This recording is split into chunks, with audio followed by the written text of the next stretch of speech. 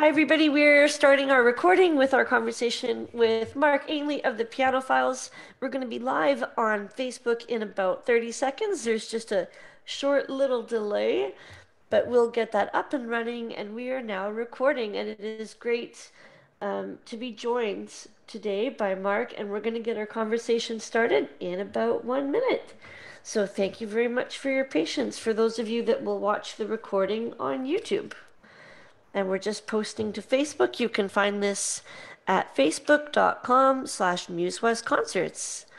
And Mark, what is your Facebook page for folks that are going to be tuning in? The Piano Files with Mark Ainley. Wonderful. All right. And we're just about live on Facebook. We're almost there. All right. Video title. And here we go. Alrighty. Okay, we are now live on Facebook. My name is Jennifer West. I'm the artistic director of Müzewest Concerts, and it is my pleasure today to conduct this interview on the unceded stolen territories of the Musqueam Nation. And we are joined today by Mark Ainley of the Piano Files. And just to warn everybody, spoiler alert, this might get very piano geeky. This is the territory we're in. It's the territory we're in.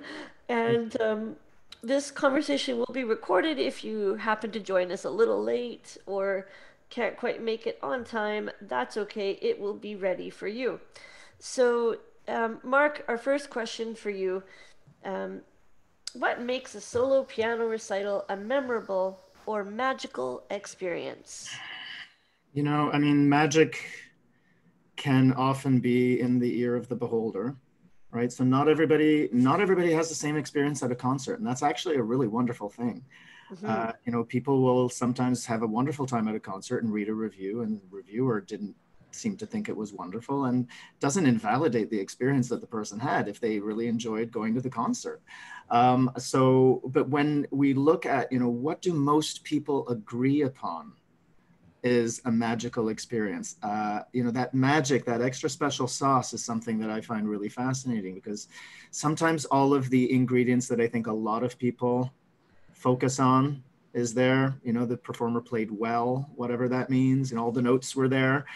But it's the same thing. A live performance is really quite an interesting thing, because if you think about theater performance, and this is something that ties in that I think is very important that a lot of people don't really look at. You don't say that an actor is a great actor because they said all of the words. And yet, we say that musicians have a great technique somehow because they played all of the notes and they did it at this amazing speed, and and it was dazzling. But that's not really the full magic. The magic is really a deeper level of expression. And I think a lot of it is really symbiotic and related to the audience's engagement as well. I think somehow, it's not just about the performer. I think if the performer brings 100% and the audience is also there 100%, then there's that special magic that comes in. But I think there's a level where the performer feels free to express how they want to express, what they want to express. And there's a level of attention from the audience. There's an opportunity when we go to live concerts, it's very different than listening at home now, where we can put our devices away. We can give 100% focus, and we're in the same space in real time where the musician is performing music and the sound waves are coming out of the instrument in the same room, which is not the case when you're listening to a recording at home. And so I think by definition, a live concert has something that can produce magic that's more difficult in some ways to replicate in a recording, but not entirely, because when the other ingredients are there, then that's there. But a live experience is really something because you're swimming in the sound waves of the actual performance. But I think it's a combination of factors that's very hard to put our finger on. And if I can give an example from a non-piano related story, there was a recording engineer who told the story of recording Sir Thomas Beecham in the early 1950s, a great conductor. and they did the recording. It was magic. Everybody agreed it was magic, but the conductor said, you know, there was that little part over there where the orchestra wasn't quite together. And I know some critics will delight in pointing out that it wasn't really technically perfect. So let's Of do it again. course they would. And they did it again, and the magic was gone. So it was perfect, Mm-hmm. but there wasn't the magic. So it's very hard. And, you know, we never know, even if we hear a performer who's got a big name or who regularly plays well, anybody can have an off night. We never know. So there's a risk, but that's part of the adventure when you go. It's like when you play a slot machine or you go see a movie with your favorite actor. You don't know what it's going to be like until you go. So I think we need to go and experience and take the risk and then see if the magic is there. But I think it's a Mm-hmm. combination of factors that goes beyond the technical. And I think there's just that in the momentness on the part of everybody who's present that plays a big role. And anybody can have difficulty getting to their concert. Like an artist can have a troubled day before. They're human too, and there's so many factors. There are so many factors, and I think this is really, you know, it's a big challenge, that recognition, you know, that they are human, and that's where I would really love for people to wake up to that, and the fact that they're not machines. Wrong notes, especially, I think wrong notes is really one of the stigmas, or one of the concepts that people need to cleanse out of their perception of what makes a great performance great, because a lot of the greatest musicians played wrong notes, and they would joke about it. Edwin Fischer, Horowitz, all the Horowitz, time. of course, Horowitz, who was, you know, had an incredible technique. Edwin Fischer used to joke, I know one of his pupils. He was the one who first recorded the Well-Tempered Clavier in the 1930s. And one of his pupils was in the 1950s helping him with his suitcase. He said, be careful with that one. It's got all my wrong notes in it. You know, they used to joke about this. But the reality is that happens in the way that another non-musical example. I went to see when the Met was streaming the Wagner operas in the cinemas, Mm-hmm. which is also actually a really wonderful experience because the audience is super engaged and it was amazing. And Jonas Kaufmann, you know, very popular tenor, he was just he sang so, he was so impassioned at one point that this spit came out and there was this massive drool coming down his face, and it was absolutely fantastic because he was completely in the role, and they edited it out of the DVD I have because the it's, DVDs. I'm gonna have to check because I you have to remember see if the summer. drool is there. But you Oh know, it no! was just part, but that was an example of, you know, a performer who makes a wrong note. If they're in the moment, if there's passion, of course, you know, in repeated listening, we don't want to hear that, but that's part of the live experience. Life is not perfect, and it's wonderful if the perfection is there, but there's an artistic perfection that I'm really more interested in hearing, where there isn't that fear of the wrong note that then holds back on how they're interpreting, which then actually makes the performance less than perfect artistically. Mm-hmm. And so It's true. this is the dilemma that we're in. And I think recordings, as much as, you know, I'm a recording guy, as you can see, this is just a fraction of what I've got. That's the A's and the B's. You know, this is Only A to B?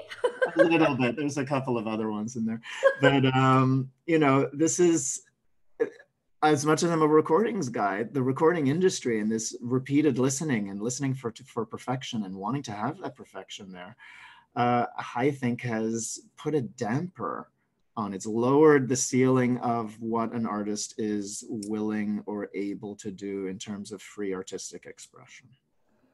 I would agree. Now, you've mentioned that you're a recording guy. You've done extensive research about how pianists performed in the past, Mm-hmm.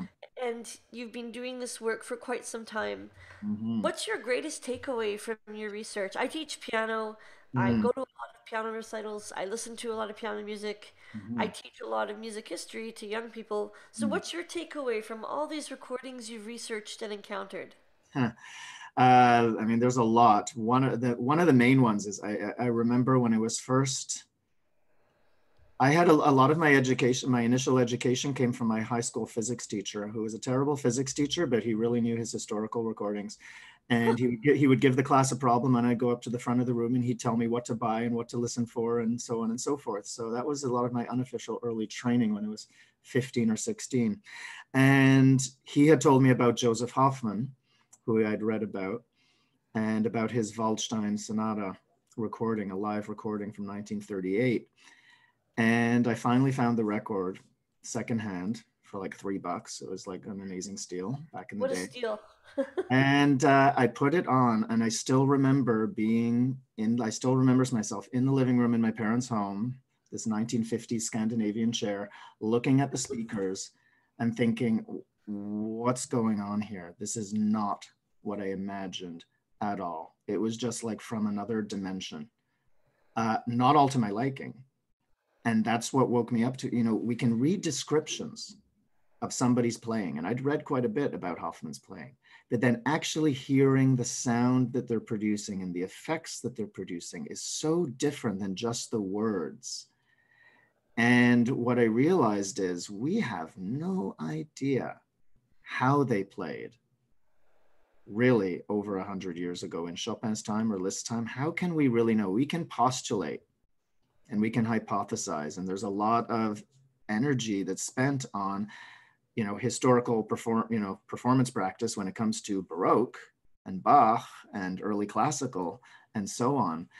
But where we have recordings of people like pupils of Liszt and grand pupils of Chopin, the academics have turned a blind eye or a blind ear to those recordings. And the playing is very different than what we might imagine. And even hearing Rachmaninoff play his own music in the 1930s, by the 1950s, people were already playing so differently. You think 20 years later, how different is it going to be 100 years later, 200 years later, 300 years later? Radically different. We won't have a clue.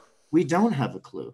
And so the challenge then is really, when a lot of performers aim, I think, with their heart in the right place, they say to do justice to the composer's intent. We can never know what the composer's intent was. All we can do is do justice to what we think the composer's intent was. But if we really wanted to do justice to the composer, we would listen to as many different kinds of historical recordings as we could to just expose ourselves to ways that might be different than our current musical culture. And some of it we might not like, and that's fine. I had a really interesting experience at the UBC in a class when students were almost horrified at the way that Rachmaninoff was playing Chopin, even though these same students would not only play Chopin, but they would play Rachmaninoff's own music. And Rachmaninoff was born, just about 30 years after Chopin died. And I said, is there any guarantee that if we found a recording of Chopin playing that you would like it? And what if you didn't? And that's a good question. It's What a would you really do? important question.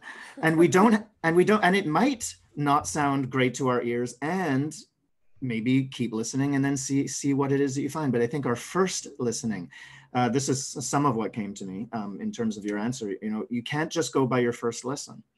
That first listening of Hoffman, I was so shell-shocked. I just didn't know what was happening. And then I would listen over and I'd listen again and let the emotional reaction subside, and then just have the experience of listening. What's really going on here? And then you can hear a lot more. So I think that, my biggest takeaway is there was the kinds of playing that took place historically, I think, is very different than what the written word could possibly communicate. And I And think it's very important for people to give these historical recordings at least 3 listens at 100%. different times of day, Yes. um, and at different times of their life, different Uh-huh. moods, because you're going Totally. to respond to these quite differently. And to Absolutely. also accept that the technology used is not what Deutsche Grammophon has today. Of course not. And this is what takes some practice, listening through the surface noise and the crackle of some of the older recordings where the technology was less perfect. But in some ways, to be honest, I think some of those early recordings capture the fullness of piano tone better than a lot of modern recordings where they have too many microphones. where they add some reverberation and echo effect, which actually doesn't serve the piano, because how do they gauge their pedaling and so on for their own atmospheric effects. There are some recordings from the late 1920s that were done on HMV and Columbia that sound better, I think, than modern recordings if you just factor out the hiss level from the old records. It's kind of startling. But we have to get used to listening through that. And what happens, your ear adapts in the same way that, your smell adapts, and you go to a farm and it doesn't smell that fresh. And then within a couple of minutes, you don't notice the background smell. In the same way, when you're listening to an old recording, if you're really listening to the playing, after a minute or two, the background noise just evaporates, and then you're left with the amazing, hopefully, playing that you're listening to.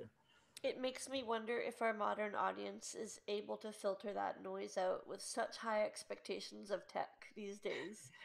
It's Um, we, we had it's a a concert challenge. yes we had a concert yesterday where Hmm. um, we were watching the comments on the live YouTube very carefully, and one person said, "Oh, I can't hear.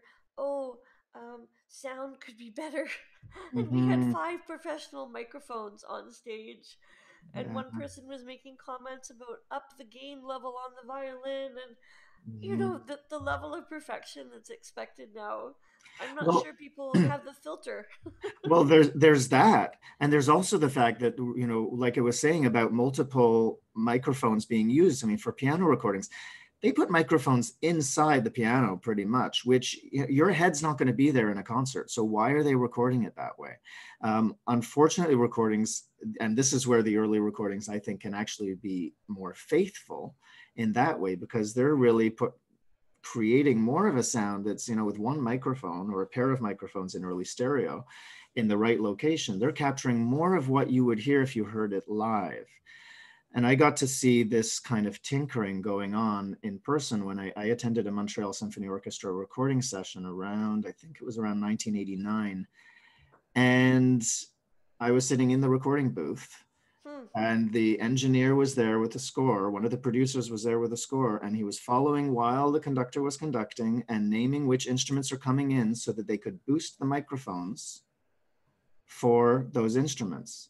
Now, what's the conductor's job? The conductor's job is to get people to boost their own level. This is it. And the way you would hear it is not all these different instrument groups layered on top of each other. When you're in a concert hall, you hear it all smushed together. So you want the appropriate level of smushedness to be able to have the sound, be natural. And so if we're used to listening to recordings so much that then the concert experience seems less attractive because, oh, I can't hear as much. Well, then we're losing out on a lot, because the live experience is going to be very different.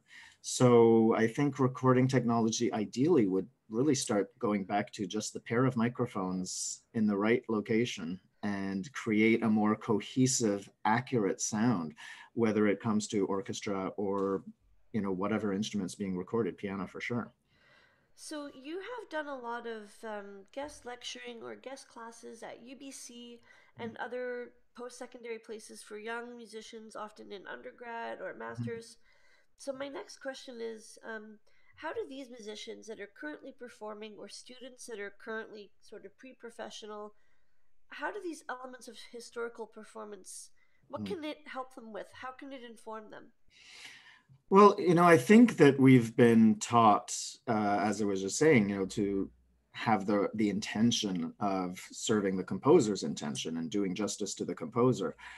But I think, the possibility, if you've only ever eaten, for example, let's say you've only ever eaten at low budget Japanese restaurants in Vancouver, and you've never even eaten at the high budget ones, Guilty as charged. or you've never been to actually Japan, and you go to Japan and it's like, oh, well, there's stuff on the menu here that's different, or this actually, the flavoring is kind of different here. So this is, and everybody's at home trying to make Japanese food based on what it is that they've experienced within their limited framework. So this is similar to, if you only listen to the pianists who are out there now, you're listening within a certain aesthetic on modern instruments only, that have a certain level, like the world has gotten very Steinwayed, And you know, and also even the other brands of piano, they're all very bright now, and they don't have the same Very. kind of texture that they used to have and that they would have had.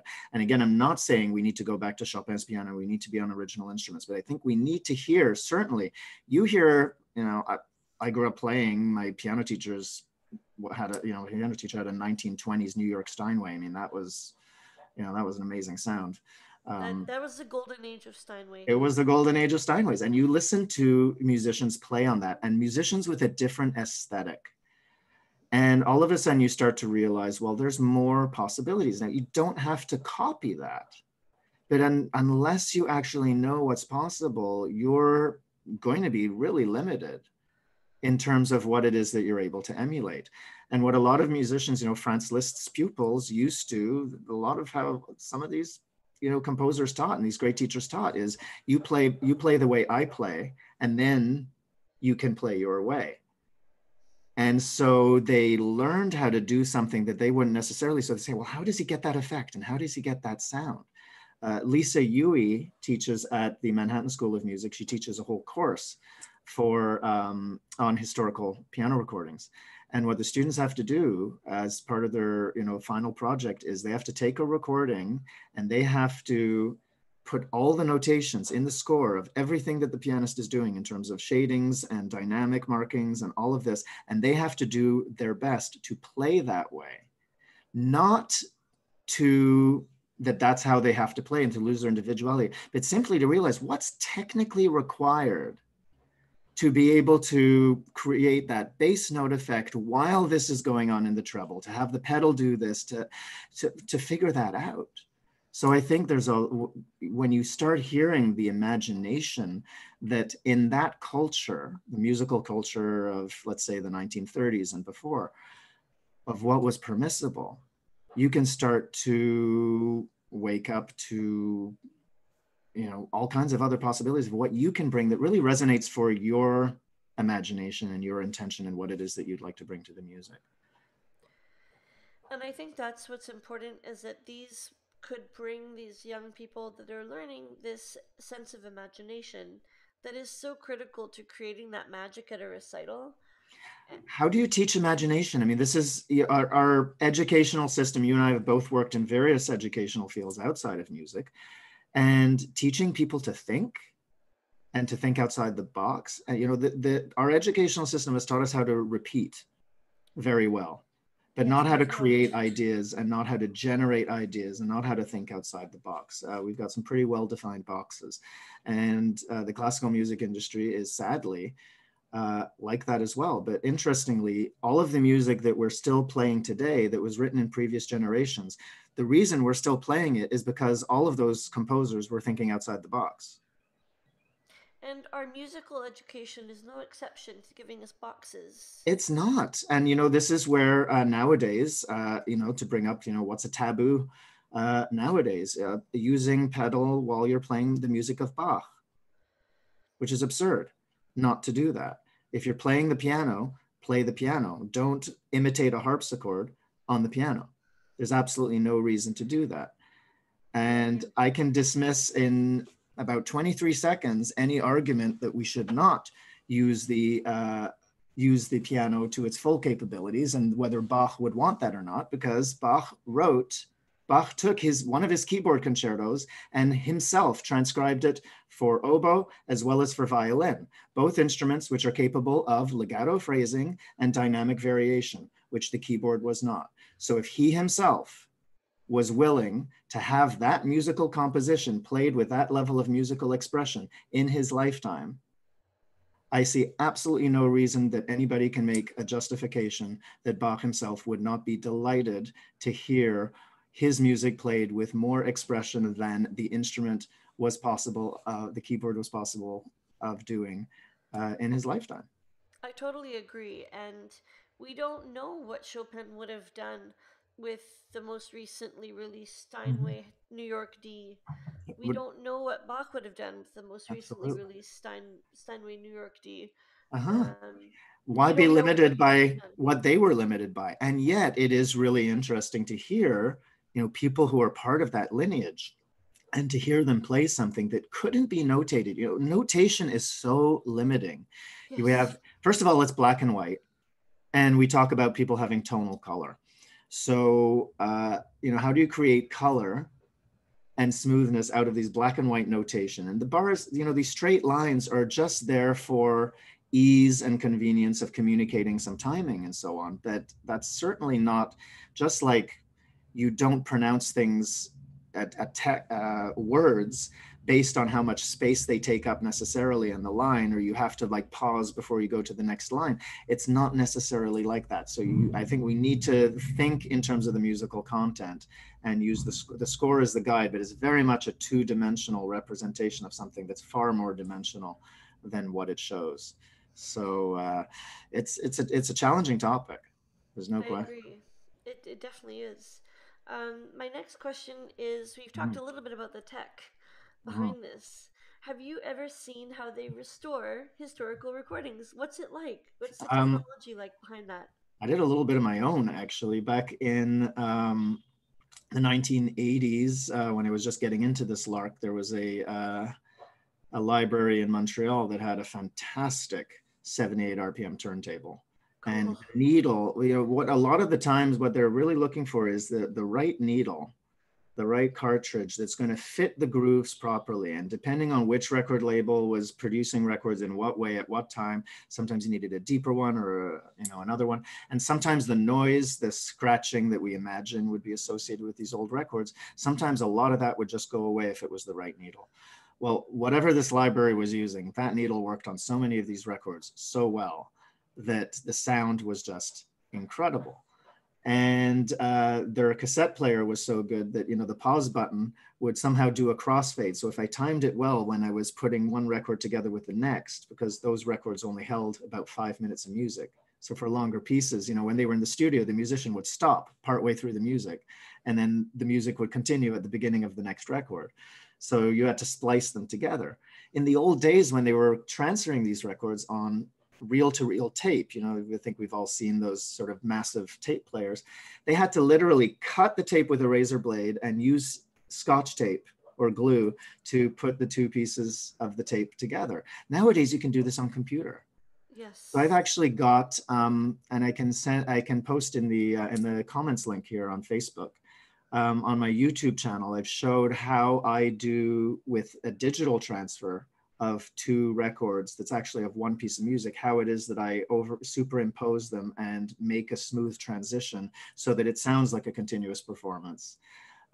Digital technologies made it a lot easier, there's no question. I think the bigger challenge is the sound quality and how much do you adjust try to reduce the scratching of the records without reducing the treble and the higher frequencies of the music. And it's very much in, each engineer and each producer and each record label, they do that in their own way. And that's, I've seen different producers working with that, and how they'll EQ and how they'll adjust it is going to be very, very individual. Um, I've listened to a few, and I have gotten used to the hiss. Yeah. Have a vinyl turntable at home and decent speakers, and that I've grown to really enjoy that experience. Actually, Mhm. I'm um, enjoying listening to vinyl again as well. yes, it takes up so much space, Don't get me and started. that's Again, as I said, you're looking at the A's and the B's of here for CDs. You should see my vinyls. amazing. And I feel like for those of us living in urban environments where our space is expensive, Yes. limited, and precious, I think that this often prevents people from being able to invest in CDs and vinyl, which are still the best quality of listening we can do. Yeah. They Unless are you've got the better than 78s. Spotify. Yeah, this is what's interesting. So now that you bring that up, because you had somebody who was on a computer listening on computer speakers who's saying the sound's not good. Now, we've never had the level of technology available now for, you look at what the recording studios are capable of and the expertise of the equipment that they're using, and people are listening on tiny little earbuds to something coming out of their phone on these tiny little computer speakers. And this is what they're listening on. And Yep. so there again, your whole perception of the music is completely different than if you're listening on a good set of speakers, and with a good amplifier as well, because that's important. I have a tube amplifier plugged in over here, which is, again, the sound that would be on those is incredible. And I'll tell you two experiences around this. I used to have a 78 turntable that had built-in speakers. Oh, nice. And I remember a friend of mine came to visit from Finland, who was a real historical recordings fan, and I put on Egon Petri playing on Sospiro, fabulous performance, which he knew. But I put on the 78 and he almost fell back because it sounded like the piano was in the room. It was so present and so full with those speakers, with a tube amplifier built in and the right needle. It just sounded completely different.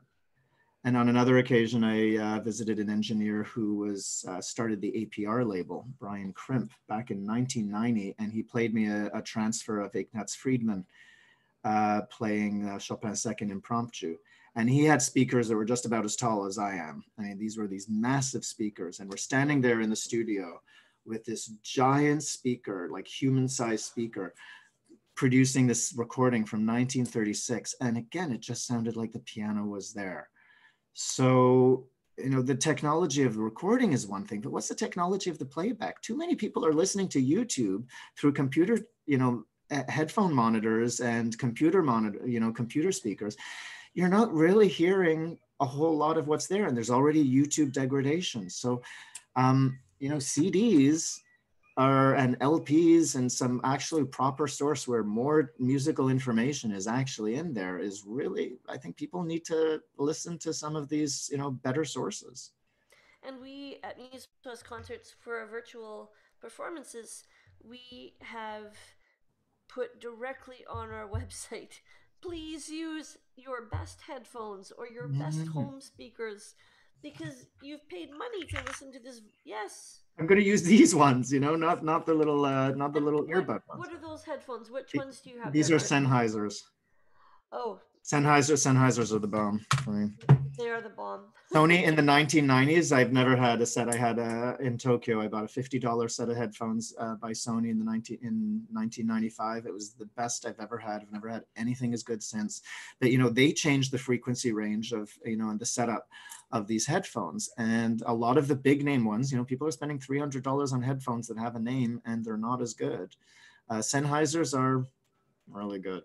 Even I They're bought a really $30 pair once, and it was pretty fantastic. So, you have to experiment, you have to see, but unfortunately, um, things are very easy now. People just have to click a few buttons. They have their Spotify, they have their YouTube. They don't know what it was like when you couldn't find a record. You had to go to a library. You had to try to listen. You had to book an appointment to be able to listen, to like put the needle on the record and sit in a room and yes. listen to something. And and if you wanted to see a video of Poulenc playing his two piano concerto with Jacques Février that was filmed in 1960, you had to book a flight to Paris, make an appointment at the museum, pay for the projectionist to play, and now you click on YouTube and it's right there. And I remember in the early 2000s in undergrad at the University of Alberta. Mm. Don't be doing quick math out there, people. And I dated I myself with 1985. Well, like, definitely, please don't be doing the math. don't do the math. And so I have such warm memories, although maybe cold because it was Edmonton, of walking to the music library on the second and third floor of the Rutherford Library at the University of Alberta Mm. and asking a physical human being, is the recording from the latest University Symphony Orchestra concert in, and may I please listen for the next 2 hours? Mm-hmm. You had 2 hours. You had to listen on their device. Yeah. The program was printed on a piece of paper for you, and you could listen, and that was your listening experience. Yeah. If you were an honest person, you didn't copy the CD. Yeah. If you were a dishonest person, then you may still have some performances archived somewhere. Somewhere, Somewhere. yeah. But those still exist, and I remember saying to friends, "No, I can't meet you for pizza today." "Oh, why? What are you doing?" "I'm going to the music library." Yeah. And I remember just acquiring so much of my musical knowledge by going to the Strathcona branch of the Edmonton Public Library and the downtown branch. Shout out to Edmonton Public Library, which has a Mm, wonderful classical music recording collection, um, rivals any major library system in Canada. And I wow. remember taking these recordings out on a Saturday after lunch. I Yeah. took Saturday off from studying. I would come home, I would listen to them, and I'd go back the next week and get something different. And there was always a stack in my There, dorm room. there was this like dedication though, and that was like you going to a concert. Like the listening experience was not diluted by anything else in the same way that a concert experience, we didn't, of course, we didn't have devices, we didn't have all of these, attention sucking devices. And this concept of multitasking, you weren't reading a book while you're listening, you're listening and listening Yeah. in the way that one does in a concert. And unfortunately, our there was, I think, was it the artist Douglas Copeland who made this thing? I miss my pre-internet brain. Um, Yes, that was him. you know, we we used to. I remember putting the needle on the record, like that's that experience of listening to Hoffman play the Fallstein, and I just put the needle on the record, and that's all I did. And I still remember an experience of listening to Edwin Fischer, who I mentioned before, playing a specific Bach Prelude and Fugue, and being on my bed and going into this half dream state. And I still remember how I was seeing the music. And I'm talking like this is almost 30 years ago that I can remember a listening experience. And this is not the same thing when we're listening to something in the background while we're washing the dishes, or we're chatting with a friend while we're listening, which you can do in a live chat. It can be fun if you're both listening to the same concert at the same time. That's a different thing where you can't do that in a concert experience, although maybe they used to in the 18th and 19th centuries. They But did. and sometimes the musicians on stage would talk to one another. Arthur Rubinstein's interviewed talking about two famous pianists. I think one of them was Francis Planté, playing a two piano recital, and they would compliment each other while they were playing in the middle of the recital. They were both playing together. He's like, oh, comme c'est joli. And, they're talking to each other in the concert on stage, which, again, things have changed. But just to go, to focus on that listening experience, I think some of the magic that you asked me in your first question, that was some of the magic for you because you wanted to hear the music. It was important to you. You focused on it. And this is where we bring magic to whatever listening experience we have, and to respect the musicians enough to actually listen to what it is that they've done, whether we're listening to a live recording or a studio recording, and to appreciate what it is that they're doing and what the composers did to produce that amazing music as well. And the thing is that I specifically remember putting holds on specific recordings because my undergraduate development was like learn the major operas between 1600 and 1930. What are the major operas you need to know? What are the major symphonies? What are the major pieces of chamber music? Mm-hmm. What are the major pieces of piano repertoire and who played them? Mm-hmm. And so as my interest was piqued over the week, I would click hold on the Edmonton Mm-hmm. Public Library website, and it would be available for me when I would go show up. Right. Um, and because I knew I had that appointment and that hold would expire, I was motivated. If you told me about an opera, Mm-hmm. and Mark, I completely respect your musical recommendations, but if you told me to check out an opera, it would probably take a few text message reminders for me to look up the darn thing on Spotify Mm-hmm. because it's just too available. And as an organization presenting live music, and to do this safely now is another challenge. But Mm-hmm. I wonder if the magic of a concert is being lost on people because they aren't able to leave their email for 2 hours. Yeah. It's a huge problem. But I think that because of, again, you're describing how some restrictions can actually create an opportunity for more engagement. so that when you had to reserve and you made that appointment, you were therefore more engaged with that limitation. And I think this is one of the things that can happen with, please put your phones away. And in New York at Carnegie Hall, they actually play a phone ringing over the speakers and then say the announcement for people to turn their phones off. And because everybody looked at their phone when they heard the ringing, they have the phone in their hand and then they turn it off. So it was actually way more effective than just the words, actually playing the phone ringing.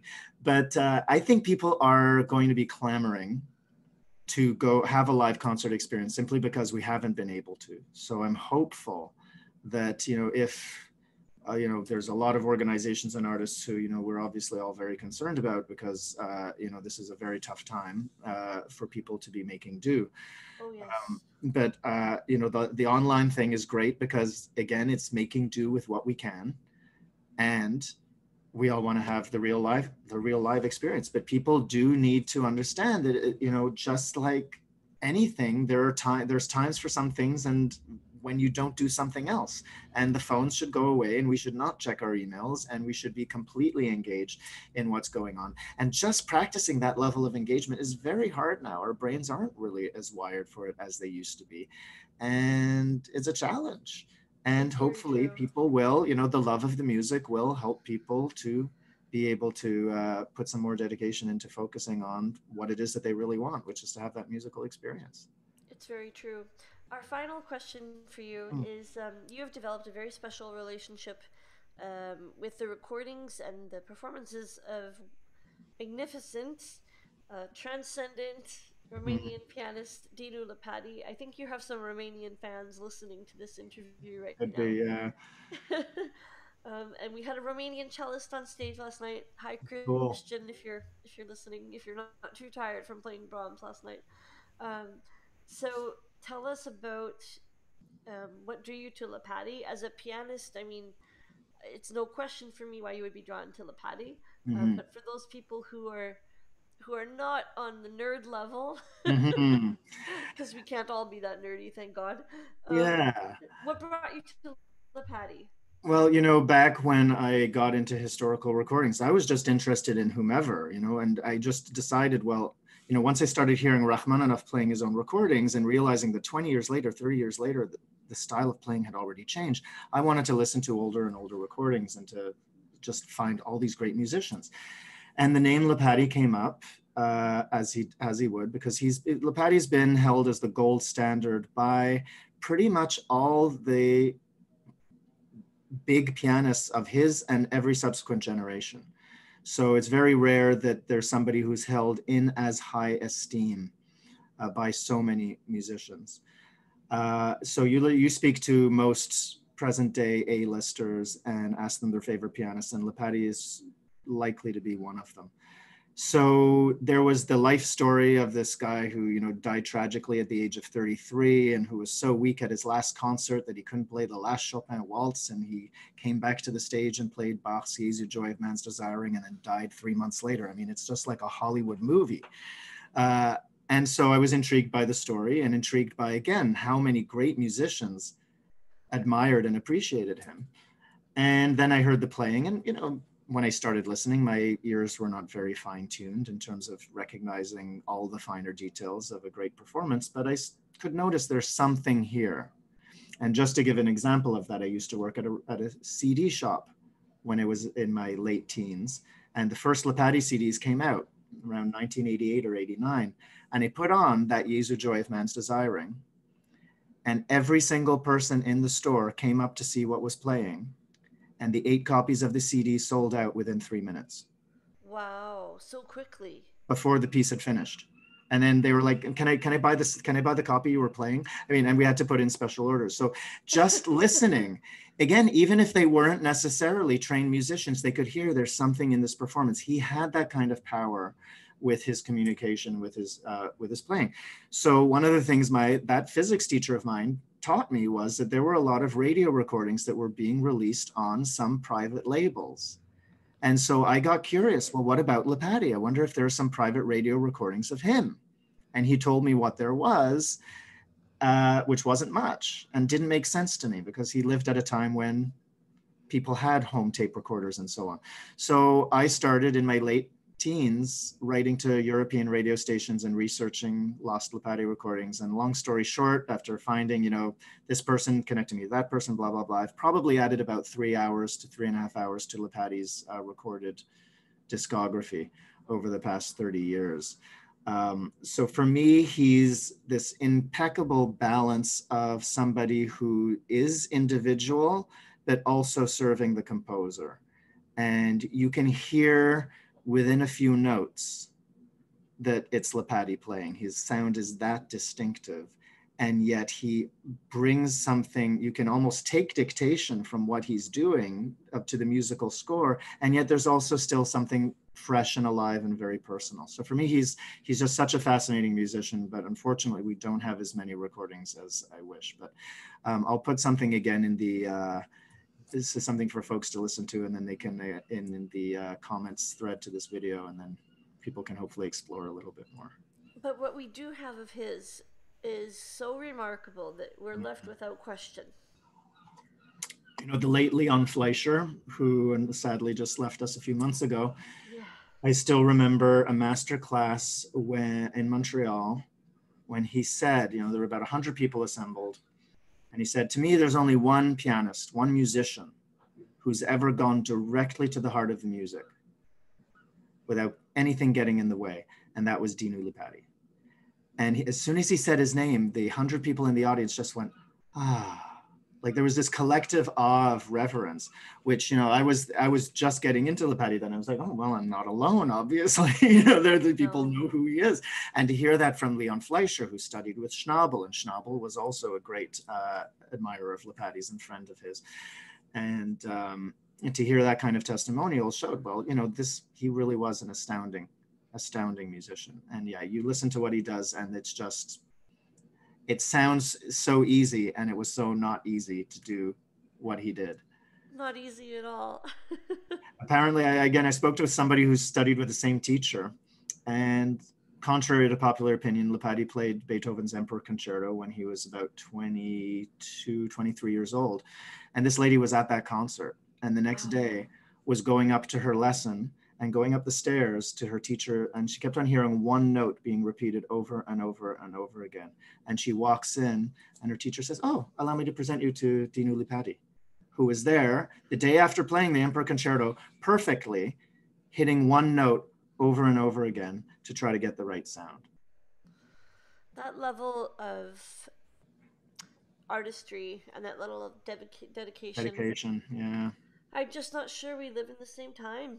I think we have some, it's hard because we are in a different time. Again, we have all of these, different distractions and a different pace and so on. But there are artists I know, and I know a few pianists who have a name and are doing quite well. And I know how some of them work, and some of them are incredibly diligent and record every concert for themselves so they can actually appropriately self-assess and say, what is it that I could do better? And how did that actually sound? And then, what would it be like if I did something different? So I think there are some, that I think the overall style and approach to doing things, that level of approach to mastery, where you go to a baker whose family, there's 3 generations of bakers there, and they know their bread, and that's what they know. And they don't need to know anything else. It's not like going to a supermarket bakery where somebody just got the job. And it's great that we have just bread available. And, if you're not gluten intolerant like I am, and you just go, you can go to you can go to one store and you can get everything, and that's great. But it's not the same as the artisan experience. And that's the thing. They were artisans. Yes. Those musicians. And I think some are. And I think there is an attraction to going back to some of this.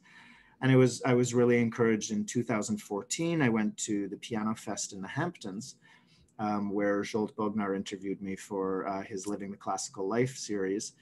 And Jerome Lowenthal was being interviewed at the same time. And Mr. Lowenthal had just arrived. He had studied with Alfred Cortot in Paris. Cortot was one of Lepati's teachers, but was also, he taught many famous people and a fabulous pianist. No big deal.